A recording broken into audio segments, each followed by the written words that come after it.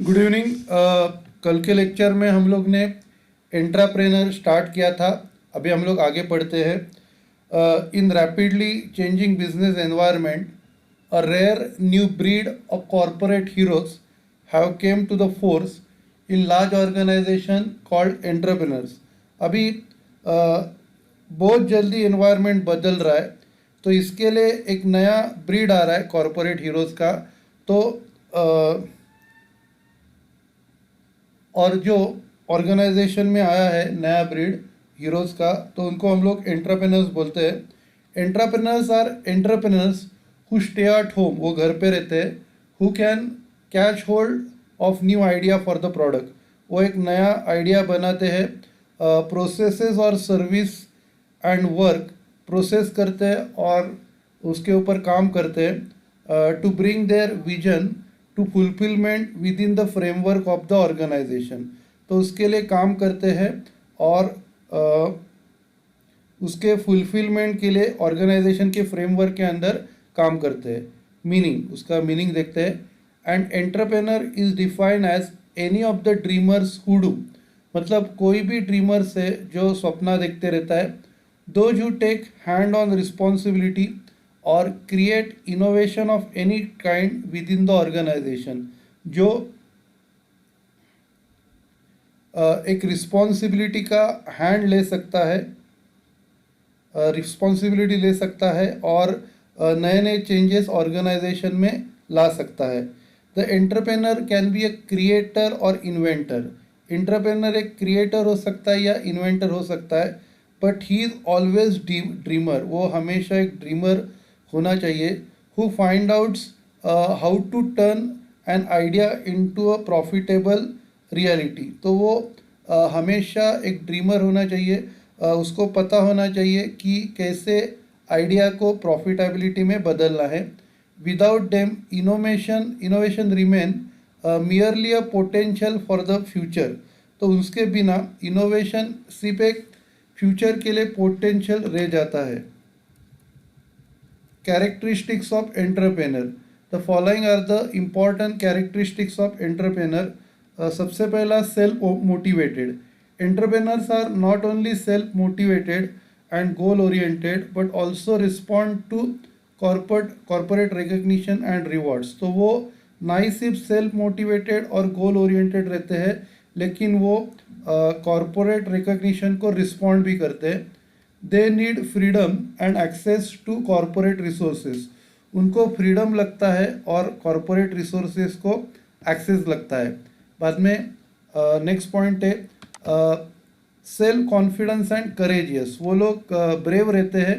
Many entrepreneurs are criticisers about the system, वो system को criticise करते हैं but confident about their ability to outperform it, लेकिन उनको कॉन्फिडेंस रहता है कि ख़राब सिस्टम होने के बावजूद वो उसके ऊपर अच्छा काम करेंगे। They are bold, self confident and courageous, वो बोल्ड रहते हैं, खुद पे कॉन्फिडेंस रहता है और करेजियस रहते हैं। नेक्स्ट है freedom. Entrepreneurs considers traditional status symbol as a joke but they prefer freedom. वो लोग ट्रेडिशनल स्टेटस को एज अ जोक लेते हैं, लेकिन वो फ्रीडम प्रेफर करते हैं। नेक्स्ट है education. Entrepreneur is often highly educated particularly in technical fields but sometimes not. Entrepreneur जो रहते हैं वो ज़्यादा करके हाईली एजुकेटेड रहते हैं, लेकिन टेक्निकल फील्ड में हाईली एजुकेटेड रहते हैं, लेकिन कभी कभी नहीं रहते। The entrepreneur describe system but learns to manipulate it. Entrepreneur को सिस्टम उसको अच्छा नहीं लगता, लेकिन वो मैनिपुलेट करने को उसको अच्छा वो सीखता है, मैनिपुलेट करने के लिए सीखता है। He works out the problems with in the system और बाईपासेस इट विदाउट लर्निंग। वो प्रॉब्लम सॉल्व करने के लिए वो प्रॉब्लम सॉल्व करता है सिस्टम के अंदर से, या कभी कभी उनको बाईपास करता है, सीख के बाईपास करता है।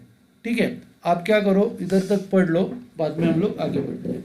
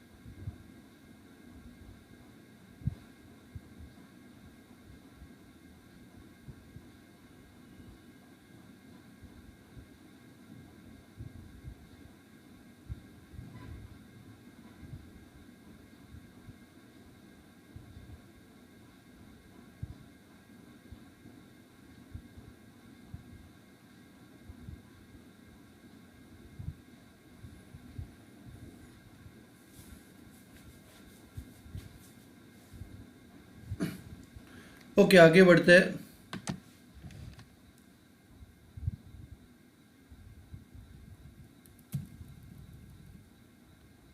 वेरी लाइक एन एंटरप्रेनर, वो एंटरप्रेनर के जैसे रहता है।